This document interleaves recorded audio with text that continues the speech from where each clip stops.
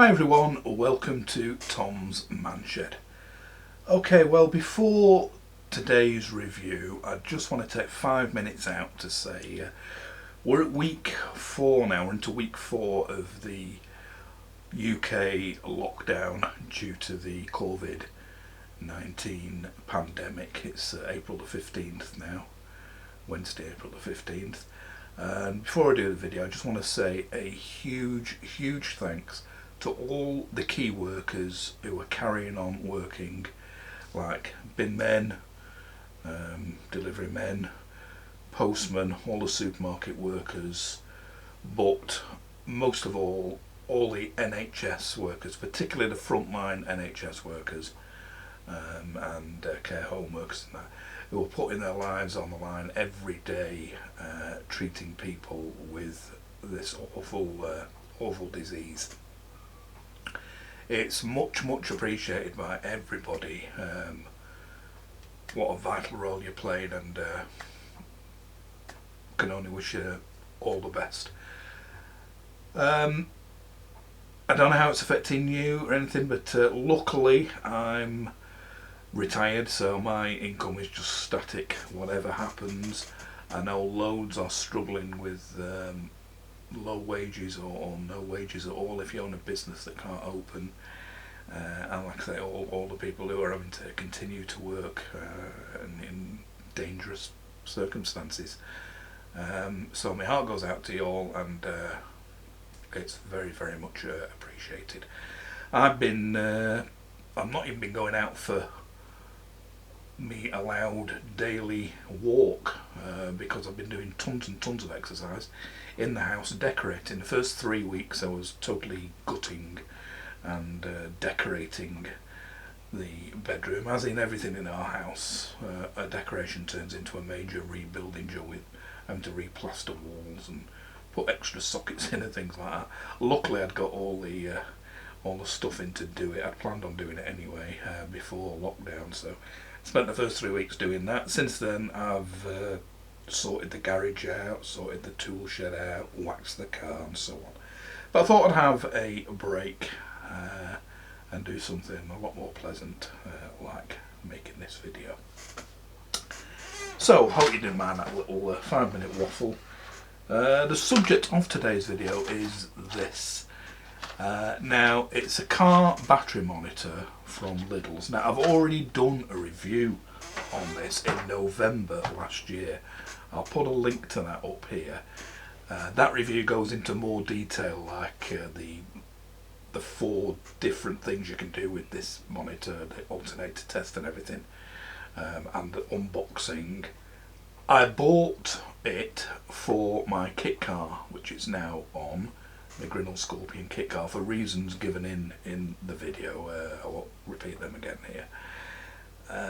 But when I did that test in November, I did it on my Ford Focus ST3, which I was swapping for the MG. I didn't get the MG till February, so since then I noticed that they were on sale again the other week in Lidl's. So while I was doing my shop for essential items like milk and bread and toilet roll and stuff, I picked one of these up again. Now, what it does is monitor the 12-volt battery. It gives you voltage readings, and as you're using various ancillaries in the car, you will see the voltage drop and stuff like that. And it shows you the voltage when the battery is on charge. It obviously goes up. So it's quite a handy thing to have. It connects to your battery. There's just 2 wires, live and neutral. Again, I'll show you how it's connected to the MG in a minute. And it's dead straightforward, and then you just download the Bluetooth app and it communicates to your phone with Bluetooth, again, as you'll see a full demo in a minute. Now, you don't need one of these in the MG. As you'll see, there's no problems with the 12-volt battery, or no problems with my 12-volt battery anyway. I did put a question on the forum myself, on the Facebook page myself. When I first got the car, I was sat in it and I only had it on the auxiliary position, the yellow light on, which means it's just running straight from the 12-volt battery and that's not being charged by the main traction battery. And if you start using things like the heater and the fan and the radio and the sunroof and the windows and things, it will still soon run that 12 volt battery down. The thing to do is keep it on the ready mode, the green position on the thing, and the foot pressed on the brake as if you're about to go off driving in the car. And then, as you'll see, that charges the 12 volt battery up, and you can spend hours, days maybe in there to your heart's content, messing about and everything. You won't flatten your 12 volt battery. So like I said, that's all explained in the video, which we'll get to very, very shortly. Before we go into that though, I just want to mention what I'm wearing.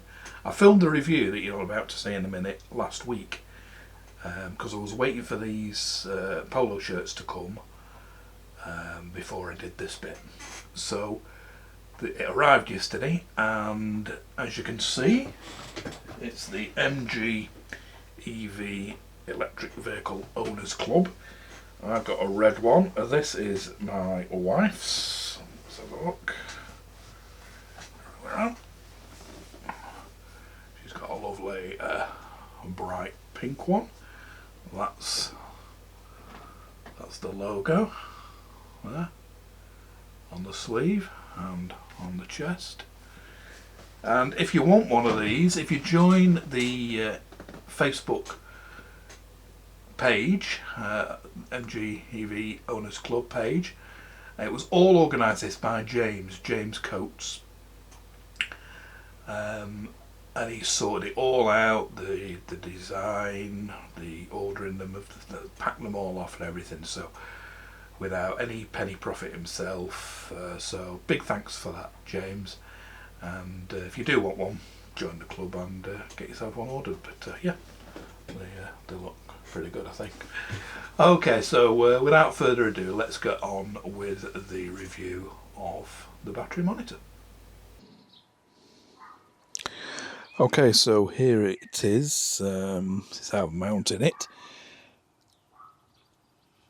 It mounts there to the battery. I was reminded by a viewer on the other video, Dougie Peterson, that it should be mounted to the battery because the temperature it's measuring is the battery temperature, not the it's not designed to measure the outside temperature. So I checked in the instructions, and yeah, you're right, Dougie, so thanks for that. It does say in the instructions to mount it to the battery, so that's how I've mounted it, with the two tie wraps. I don't know if you can see them. There are two sets of holes in the back of the unit that the tie wraps go through. But I'd put it through one, it wasn't holding it that tight, so I've put the other one round the top of it there. You can double up if you haven't got a really long tie wrap to go right round the battery like that.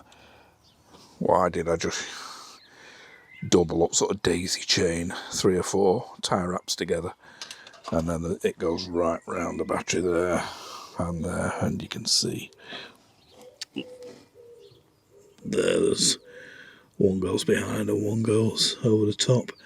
Now, as you see there, I've put the serial number. It's a bit bright. I've put the serial number on top.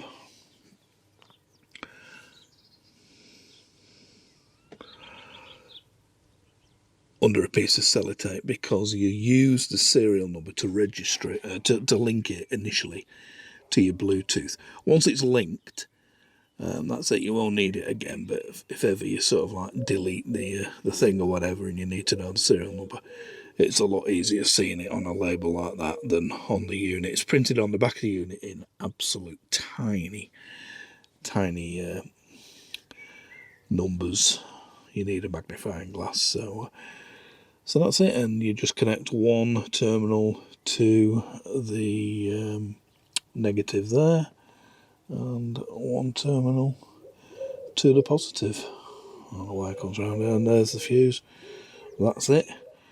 So, like Dougie says, mount it to your battery, then it'll be monitoring the temperature of the battery. If you don't bother about the battery temperature, you could have it anywhere and monitor the air there. So that's it. It's as simple as that to fit it. Okay, so here we are in the MG ZS EV, and these are sort of like the results of leaving it for quite a prolonged time on the 12-volt battery. So it's been 6 days now since I've used the car. It's now Wednesday, and the last time I used the car was to do our weekly shop, which was last Thursday. Yeah, we're going to look at this battery analyzer. Like I say, the car has been stood now for 6 days non-stop. There's been nothing in the car using power. I've had my dash cam turned off, which has got a parking mode which detects movement and that, and a separate 12-volt permanent supply to that. I've had that turned off, so that's not been using any power anyway. The only power that's been used in them 6 days is the odd time I've opened the car door to wash and wax it, and the boot and that, and the interior lights come on, and as you can see, I've got a window down at the moment because it's absolutely scorching in here. So that's the only power that's been used. As you can see on the battery monitor, it's showing 65% and green, which is good. The battery is still at 12.32 volts. So even after nearly a week unused, it's still above 12 volts, and that's plenty enough to energise the rest of the start sequence. No, as you know, it's an EV. There's no starter motor to turn to start the engine or anything, but if it was, it'd still be plenty of power to do that. And it's going to be enough, as you'll see shortly, to start the car up. So as you can see on screen, 65%, 12.32 volts. The line under there is just holding steady. I have monitored it throughout sort of the week every now and then, and it's just holding steady at that. Now, if we put it on, this is with the ignition and everything off. There's nothing whatsoever on.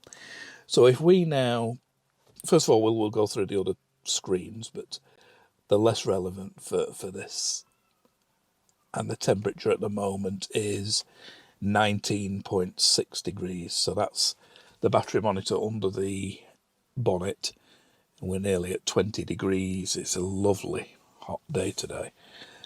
So there we are.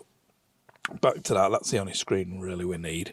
So if I turn it on now onto just the first press of the start button, so that's the auxiliary channel, and you can see straight away it's gone down to 12.2 volts, 55%. That's with the infotainment system starting up. I'm not sure what is operative on just this accessory position, the yellow position. I'll just turn this down. But we're down now to 12.05 volts, 50%. Obviously that would soon, it's just gone up, it's varying around that now. That's with the radio using power. I also have, electric windows now, and the more of these I use, you can see it's gone down to 45 now. It's pretty accurate, and then once it's not using power, it recovers itself a bit. If I go on to, as you'll know, the heater, which is the thing that will use the most power, that, as you can see, is inoperative when it's only on the yellow auxiliary position. If I put it on the green, that heater is now thing, and if I turn the heater on, have it on full power, you'll see that is dropping pretty quickly. It's down to 40% now. So I'll turn that off. and it's still using power now from that 12-volt battery to run the ancillaries, because we're not in the ready position on the dash. We're on green, but that shows that the traction battery of the car is not charging the 12-volt battery. But as soon as we put it on, if we start from scratch, turn it off, I will now put my foot on the brakes and press it on.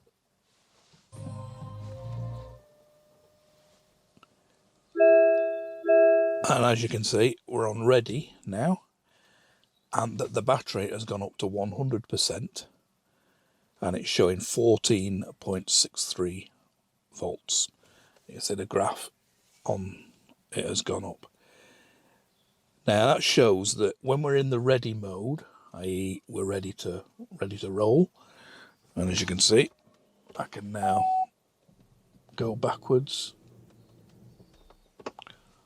and forwards.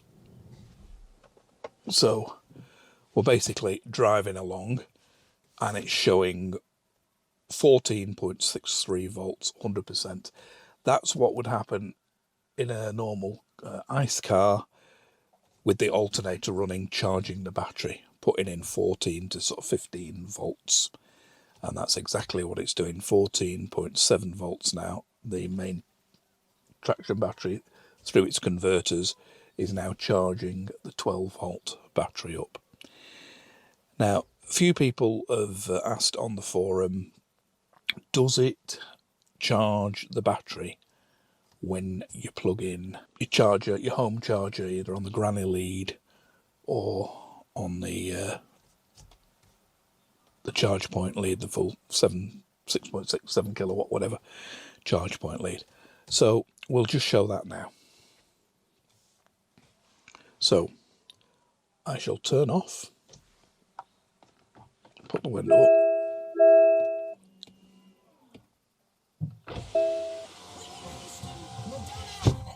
So we're off again now. Everything's turned off. You can see that voltage is dropping. It's dropped down now to 85%.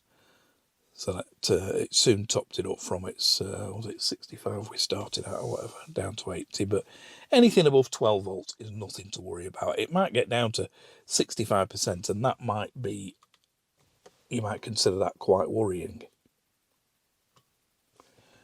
But it's not. It's still above 12 volts.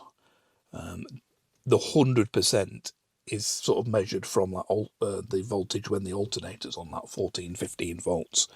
So if your battery's, as long as it's green, that's on this, that's fine. Showing your batteries, your 12-volt batteries in good condition. So we're now off. I'm going to go outside. Turn my dash cam on so it can film me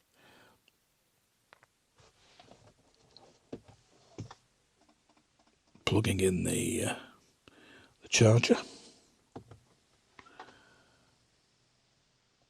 So wait for the dash cam to fire up. Right, ignition is now off. All the lights are off. I shall leave these filming, and I'll get out and plug in the charger, and we'll see if that shows a charge.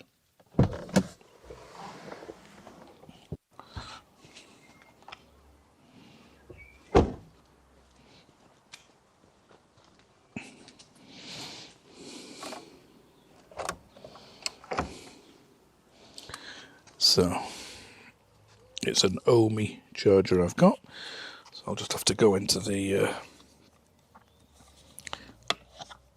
app, turn that on.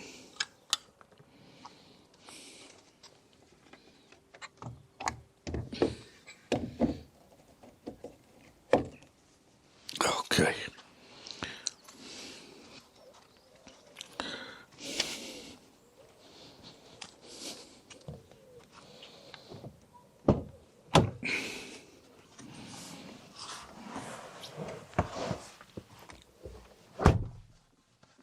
Right.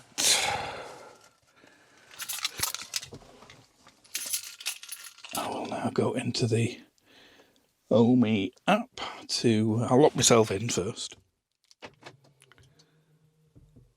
Right, so we're locked. And then, where are we?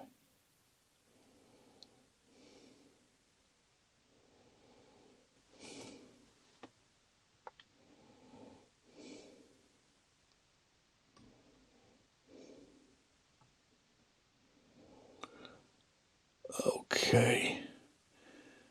So we are now charging. That's just like a sort of a manual override now. And it's showing it's putting 22 miles worth of charging per hour. So yeah, it's put 1 mile's worth in already. So if we go back to the ultimate speed thing,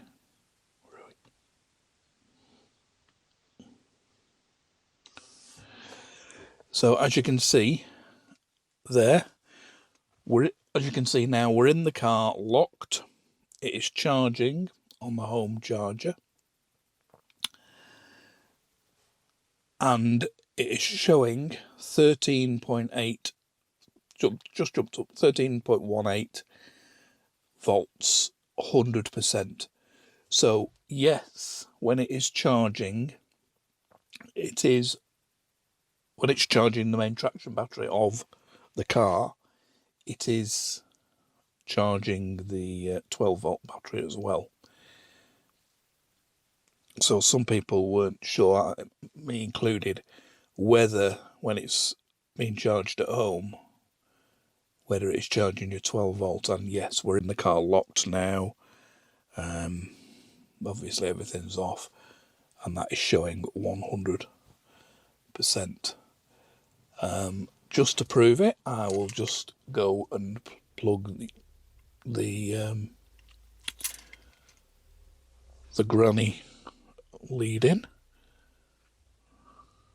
granny charger. I'll just wait, my neighbours are just coming back now, so I'll just wait for her to park up, and then I'll show you us using it with the granny charger. So I'll unlock it now, and you see the screen will, because it has stopped charging from the mains charger, you can see instantly it dropped down to 85%. So that's nothing is charging now, traction battery or 12 volts. We'll go and plug the granny charger in, and we'll see if it works on that.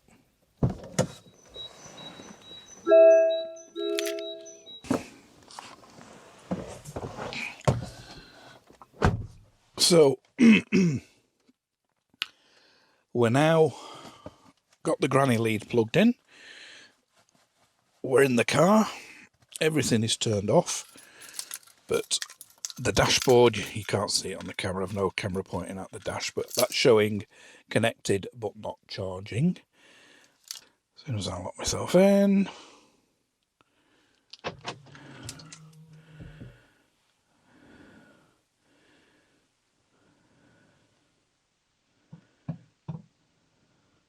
we are now charging, and again you can see that instantly went up to 100%.